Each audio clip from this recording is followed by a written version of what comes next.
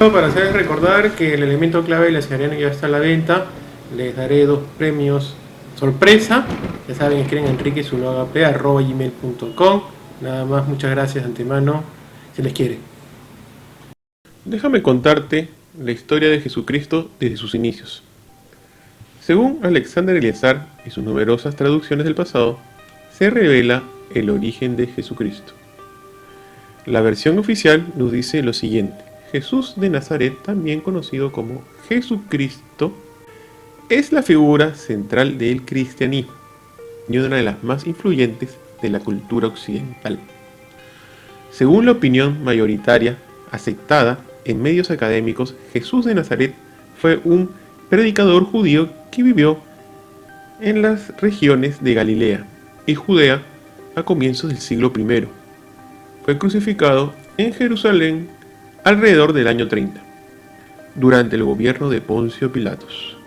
Para la mayoría de las denominaciones cristianas, Jesús es considerado el Hijo de Dios y la encarnación de Dios mismo.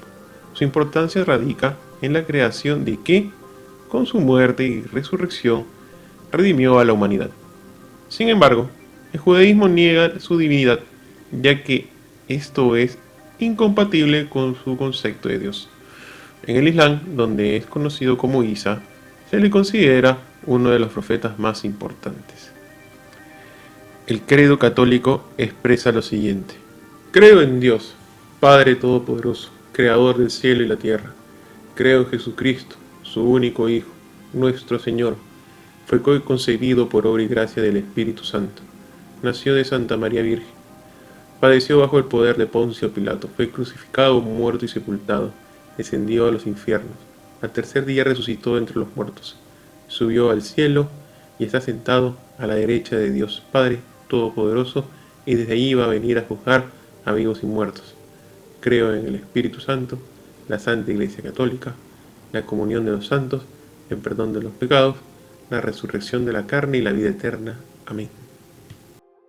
Para comprender la historia de Jesucristo debemos centrarnos en la vida de Jesús y cómo varios personajes construyeron a la formación de su identidad.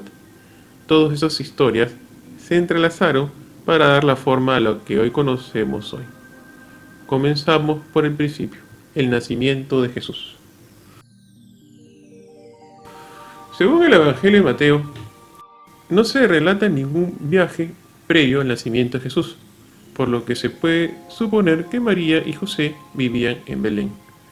María quedó embarazada de manera inesperada, pero un ángel se le apareció en un sueño y le reveló que el embarazo de María era obra del Espíritu Santo. El ángel también profetizó, citando palabras del profeta Isaías, que su hijo sería el Mesías esperado por los judíos. Aquellos días unos magos de Oriente llegaron a Jerusalén preguntando por el rey de los judíos que acababa de nacer, con la intención de adorarlo. Esto alteró al rey de Judea, Herodes el Grande, quien decidió eliminar posibles rivales. Siguiendo la guía de una estrella, los magos llegaron a Belén y adoraron al niño Jesús. Una vez más, un ángel visitó a José, en Mateo 2:13, y le advirtió sobre la inminente persecución de Herodes. Por lo tanto, la familia huyó a Egipto y permaneció allí hasta la muerte del rey, lo cual también fue anunciado a José por el ángel. Después de esto, José regresó con su familia y se estableció en Nazaret, en Galilea. ¿Quién fue Jesús? Sumergiéndonos en un relato lleno de misterios y simbolismo, descubrimos una historia que se entrelaza con la invasión de los payos y el incumplimiento del Tratado de Jangoy-Kotar tras la Guerra de los Cielos. En medio de este caos, Dios Todopoderoso busca remediar la situación y encuentra un sucesor para su trono celestial, ya que siente la necesidad de ingresar en Losabal, un estado de sueño abierto. La búsqueda de Dios lo lleva a elegir a Eleazar, conocido como el zar de las Eleides, como el hombre adecuado para esta tarea.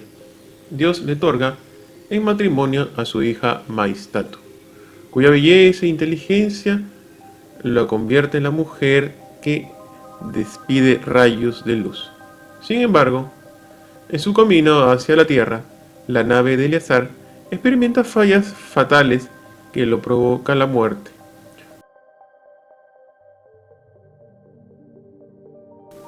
Las otras dos damas, llamadas Shúrides, logran preservar el semen de Eleazar y un huevo. Y, una vez en la Tierra, lo implantan en Meistatu, también conocido como María, una cosmonauta, que queda embarazada de su esposo. Así, Dios ve, a través de una transmigración anímica, vuelve a la vida, siendo el Hijo y el Padre al mismo tiempo. La gente de Mexico lo llama Jesús, lo que significa nacido sin ayuda de sexo varón y sin intervención masculina. De esta manera nace la leyenda del nacimiento de Jesús, que hoy en día está virtualizado en el cristianismo. Ahora, hablemos de la relación de los judíos con Jesús. Al explorar algunos elementos clave, descubrimos que se menciona el Mesías de los judíos. Es importante destacar que el Mesías esperado sería el B, ya que quedaron ligados mediante el Tratado de Lexium, con la promesa de que los judíos ayudarían al Mesías a recuperar el trono de Rusia en su tercera vida terrenal. Sin embargo, este no sucedió, como se estableció en la Biblia. El Mesías fue rechazado por los hombres y los humanos de esta vale, a pesar de los esfuerzos de Alexander en su segunda vida en la tierra para cambiar este destino. Así se cumplió la más nefasta de las profecías. Según el libro de los Veres, se dice que las vidas de Dios B serían 3, una reencarnación y 2 resurrecciones. En estas 3 vidas, sus orígenes y acciones representarían el número 3 y en conjunto darían 9. Además, las partes fatales de sus vidas estarían relacionadas con el número 7 y se repetirían 7 veces en cada vida.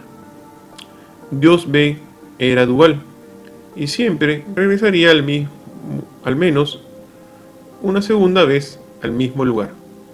La Tierra, que también es dual, se menciona que habría 2 golpes, 2 antagonistas finales, 2 soluciones a elegir y 2 castigos. Estas son algunas de las claves que se revelan ante la verdadera Biblia.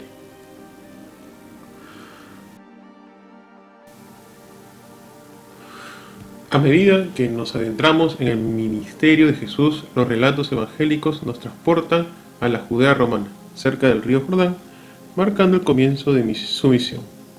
El bautismo de Jesús se considera generalmente como el inicio de su ministerio, seguido de su viaje, predicaciones y milagros. La última cena con sus discípulos en Jerusalén marca el final de este periodo.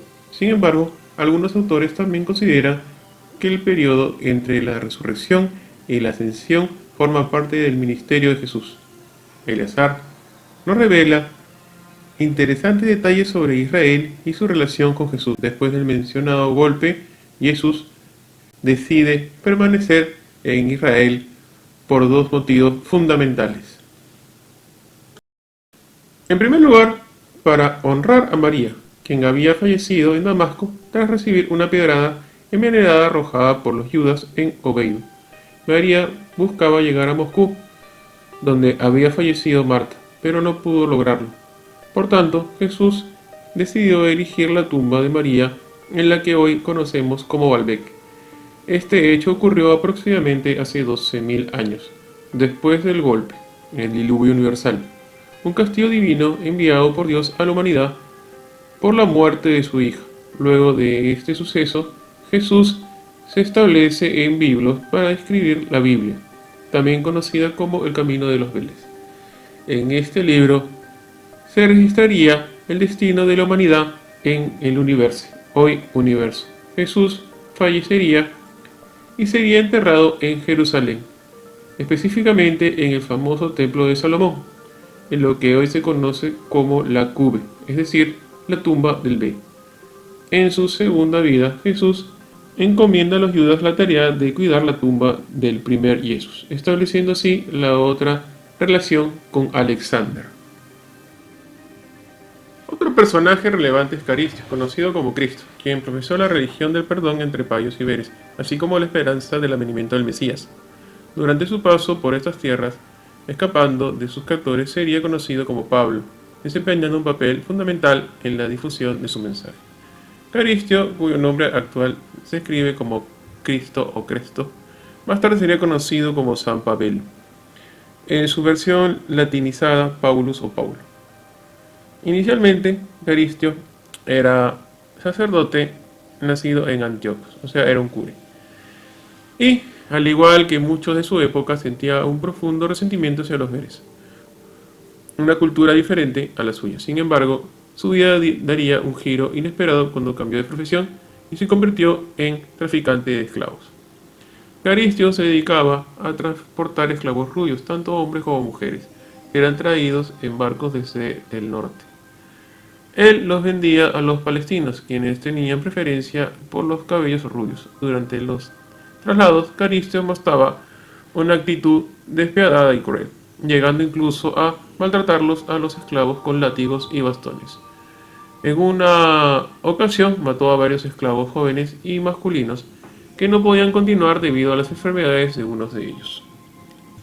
Un día, mientras llegaba a Damasco con un grupo de esclavos, se enfrentó a los mercaderes que solían comprarlos.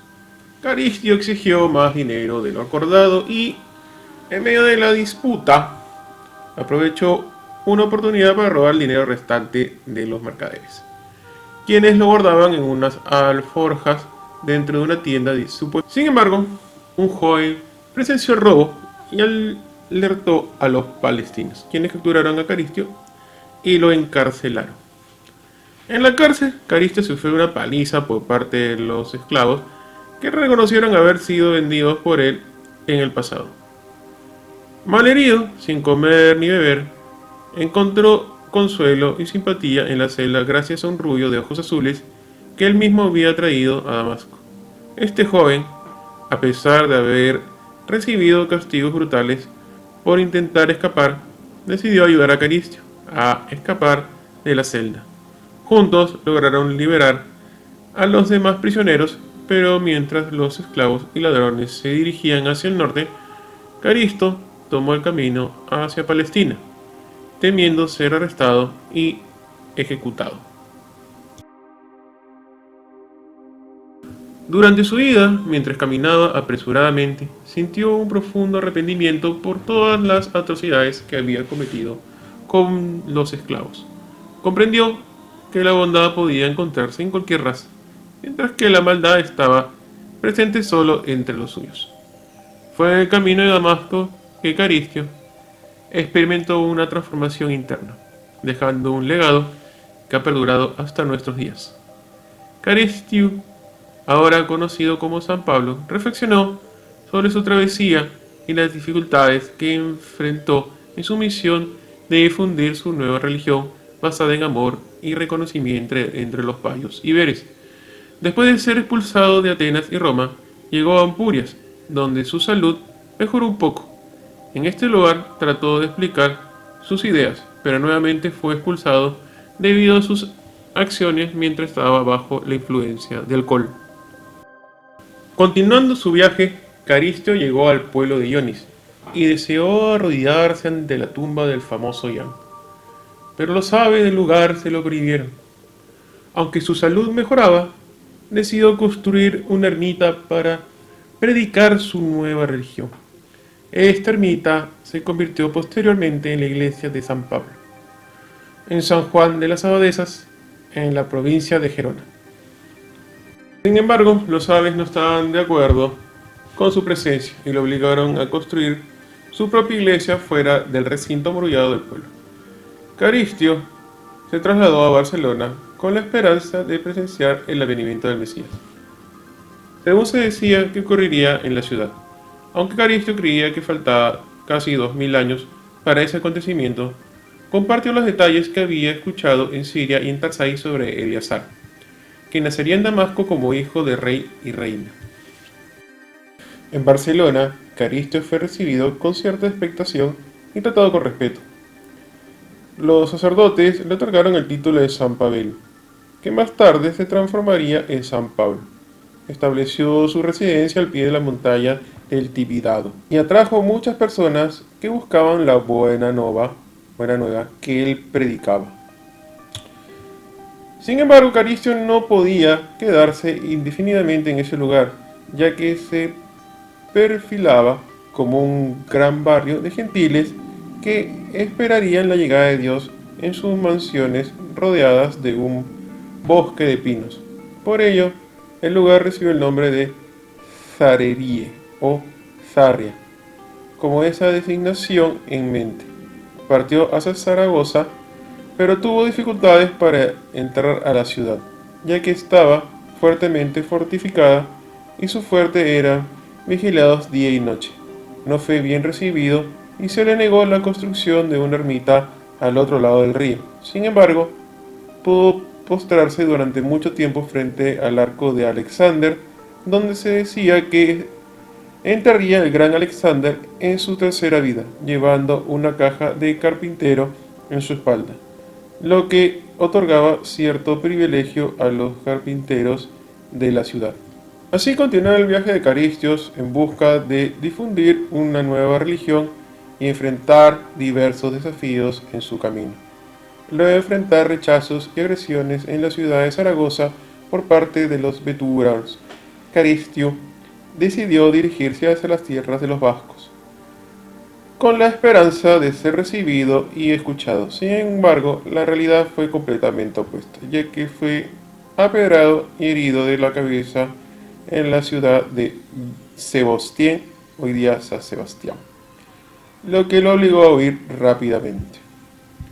Continuando su viaje hacia el oeste, Caristio busca llegar a Finisterre, en el extremo occidental de la península ibérica, con la idea de encontrar una manera de llegar a la gran isla de América, de la cual tanto había oído hablar en Ampurias.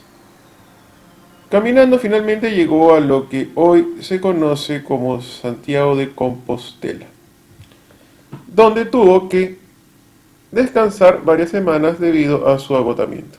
La pulmonía que había adquirido debido a las constantes lluvias durante la travesía había empeorado. Y Caristios sintió que le quedaba poco tiempo de vida. Consideraba esta enfermedad como un castigo divino y su larga caminata desde Damasco como el camino de su redención. En este lugar fue llamado Santiago o Caristo por los gallegos. Se construyó un templo llamado Igalexia, que significa obra de los galos, y que hoy en día es una iglesia. 300 años después de la muerte de Caristios, cuando se restableció el imperio payo de Roma, los sacerdotes desviaron una peregrinación procediente de Auvergne, Nimes, Montpellier, Perpignan y Barcelona hacia las tierras gallegas, con el objetivo de hacer que los habitantes de las tierras occitanas y catalanas adoraran la tumba del llamado Cristo, también escrito con H intercalada Cristo, ya que esto representaba un buen negocio para ellos.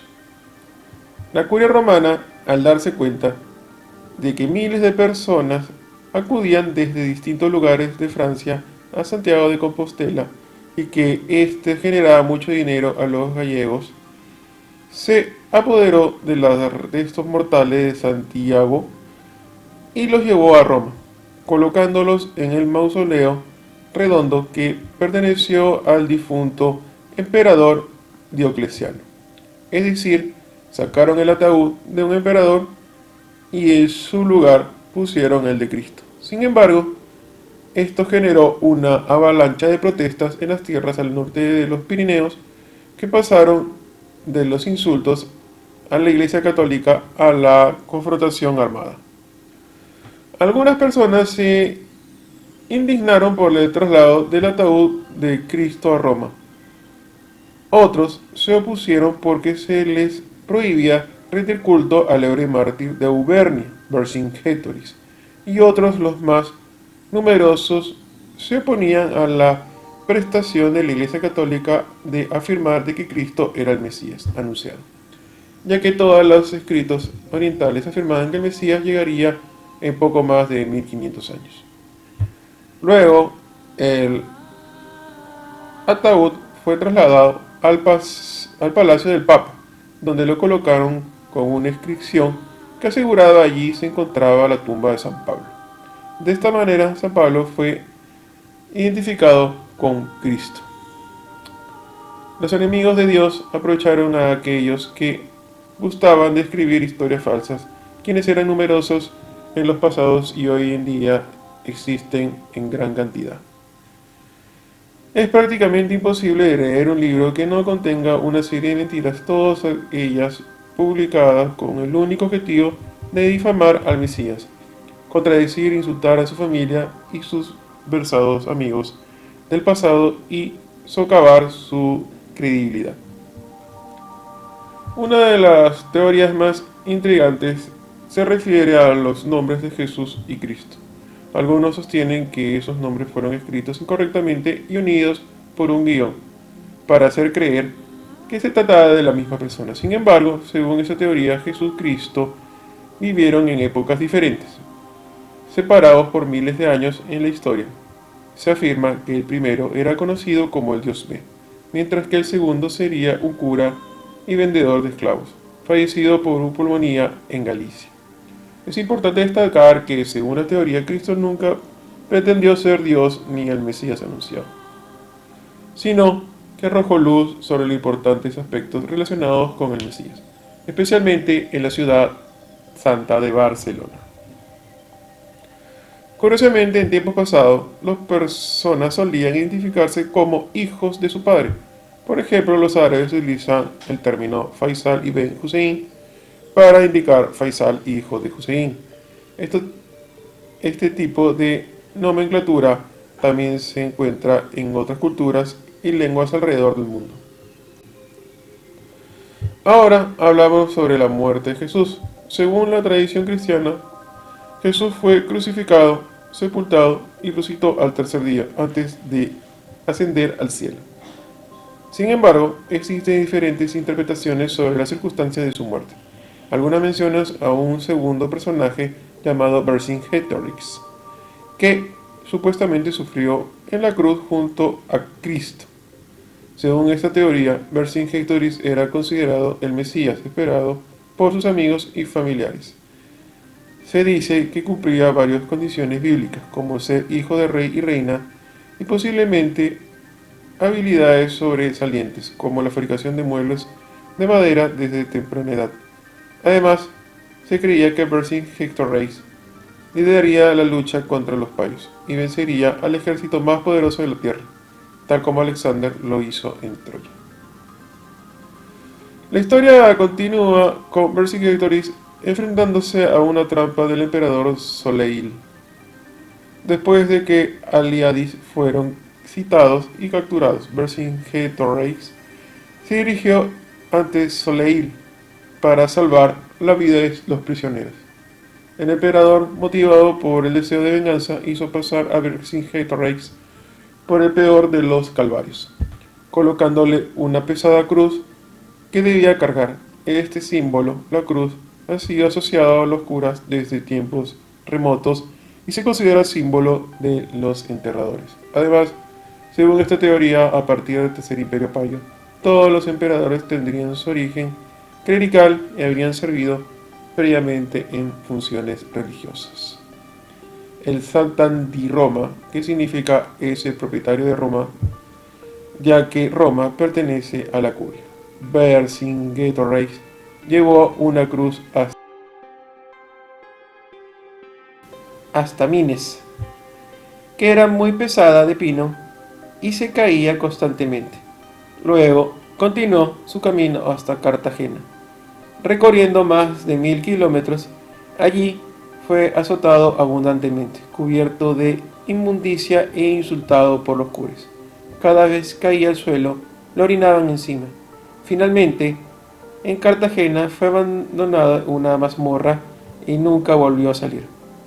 Este camino fue llamado Vie dol Oro Se, que significa camino de inmenso sufrimiento. Vercingetorix fue confundido por Dios B, a pesar de que la Biblia decía que aún faltaba 3550 años de espera. A los seguidores de Vercingetorix le cortaron la cabeza y permitían que las mujeres payas les lanzaran piedras. Mientras tanto, las mujeres veres lloraban mientras las mujeres payas los insultaban. Cuando Vercingetorix llegó a Cartagena, algunos le preguntaron si se creía al Mesías. Él respondió de inmediato que no y agregó las siguientes palabras: en su época el Mesías no llevará ninguna cruz en su espalda. Sin embargo, aquellos que la lleven en su cuello estarán condenados para siempre. Las autoridades civiles y militares llevaban una cruz de oro en el cuello y se llenaron de pánico. Tocaron sus cruces con los dedos y se retiraron pensativos, dejando solo a los guardias y vigías del ex rey héroe de la corona de Auvernia. Luego fue arrojado a un pozo donde no había luz hasta el final de sus días. En la historia del rey hijo del rey Geto, no queda claro si fue crucificado. Parece que tal acontecimiento no sucedió o Eleazar no aclara ese punto. Sin embargo, lo que está claro es que el sacrificio que hizo por la liberación de los demás prisioneros, todos veres, esto hace referencia al sacrificio de Jesús en la cruz para salvar a la humanidad de sus pecados. Ahora, vamos a hablar sobre un personaje histórico fascinante, Alejandro Magno, o como se le conoce también, Alexandre Magón. Yuri, uno de los jefes de la escolta de Alexander, es responsable de su asesinato. En este punto de la historia, Yuri ya es considerado el general debido al que lidera en una gruta de fascinerosos dispuestos a seguir sus órdenes, motivados por su envidia hacia Alexander. Curiosamente, Yuri había sido perdonado por Alexander a pesar de su pasado como cura, ya que había casado con Averi y había jurado lealtad al zar Dios de manera pública. Pero este Yuri, de origen egipcio, recibió monedas de oro de Teodos y se atrevió a amenazar a Alexander durante una reunión de alto consejo. Dios B fue capturado en la carretera que conectaba Babel con Damasco.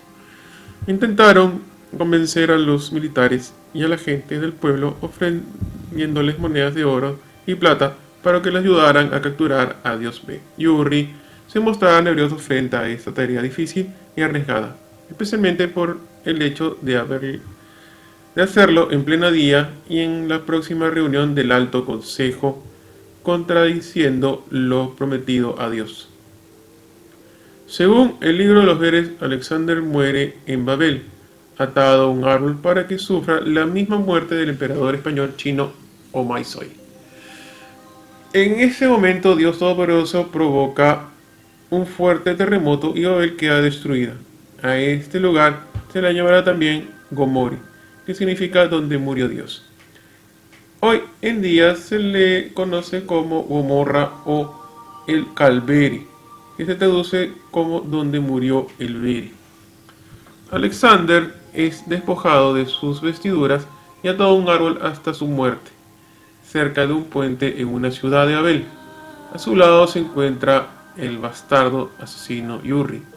A los pies del árbol aparece la cabeza de su hijo de Dios B, cortada y colocada en arbustos y follajes.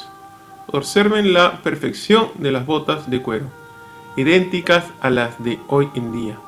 Sobre la cabeza de Alexander vuela el zar de los Cel, el futuro Mesías y futuro Dios Todopoderoso. En su mano izquierda lleva un cinto de rosa, la cabellera de Dios, y en su mano derecha un aro que alcanza la rama del árbol, formando el siguiente leyenda: te protejo para siempre.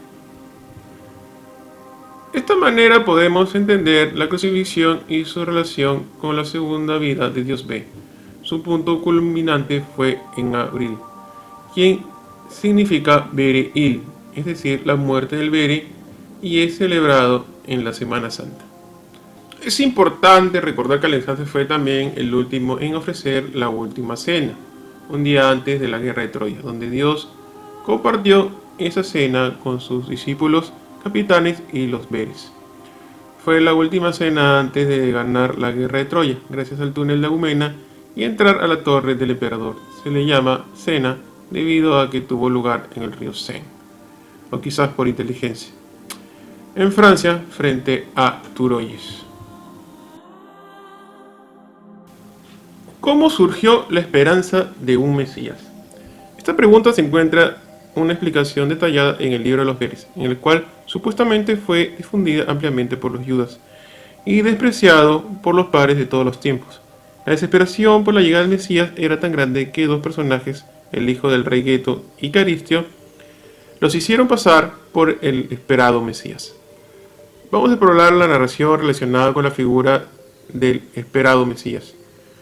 Hay diferentes relatos que han generado confusiones y adulteraciones a lo largo de la historia. Uno de ellos nos remonta a la historia de Moisés, aunque con algunas variaciones. El hecho del relato bíblico no habla propiamente de Moisés, sino del Mesías esperado, lo cual ha generado ciertas confusiones en la historia. Según la narración, el Mesías será conocido como el de Roma. Es referencia a una súplica de un santo mártir y una santa mártir, y será una obra de Dios Todopoderoso, cumpliendo así el milagro prometido. Nacerá cerca de la tumba de un primer mártir de esta tierra. Será descendiente de una familia de victoriosos, heroicos y famosos. Aquellos de su linaje morirán como mártires y santos. A la edad de 9 meses su madre lo dejará, no abandonará al borde del agua dentro de una canasta de mimbre, y será llevado por una criada paya a su hogar en una ciudad donde experimentará una infancia y juventud desdichada. Desde joven deberá trabajar como carpintero para ganarse el pan con el sudor de su frente. Hasta el momento de su mesu no tendrá un lugar propio para descansar, ya que no dispondrá de ningún terreno. Hasta narraciones nuestras, el extremo al que llegará el dueño y señor de este globo terrestre, etc. y etc. Este relato nos recuerda la historia de Moisés, pero con ciertas adulteraciones y malentendidos. En realidad, el relato bíblico no se refiere directamente a Moisés, sino al esperado Mesías, la cual ha generado confusiones a lo largo del tiempo. También encontramos otros relatos que plantean una visión hereje, donde se afirma que el templo es la guarida de los farsantes. Según este relato, se atribuye al Mesías una declaración en la que proclama que el Padre y el Hijo de sí mismo, lo cual genera confusiones y contradicciones con las creencias tradicionales. Hasta narraciones distorsionadas han llegado a la ignorancia pagana, el ateísmo y otras cuestiones que perpetúan la gran herejía contra Dios y desvirtúan su verdadera naturaleza. En resumen, hemos revelado la verdad detrás de la imagen de la mítica de Jesucristo y cómo la curia fue responsable del moldear la imagen que tenemos de Él. Ahora que conocemos esta verdad, es importante reflexionar sobre ella y reconocer que solo Dios, el creador de los cielos y la tierra, el sabio de lo oculto y lo atestiguable, es quien puede juzgar entre sus siervos en medio de sus discrepancias. Aquellos que actúen injustamente y busquen acumular riquezas en este mundo no podrán escapar del castigo en el día de la resurrección.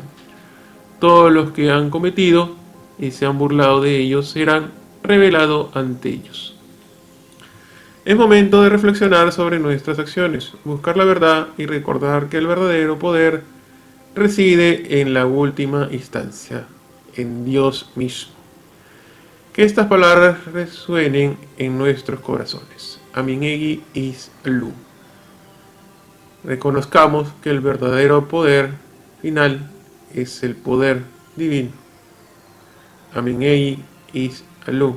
El verdadero poder es el poder final.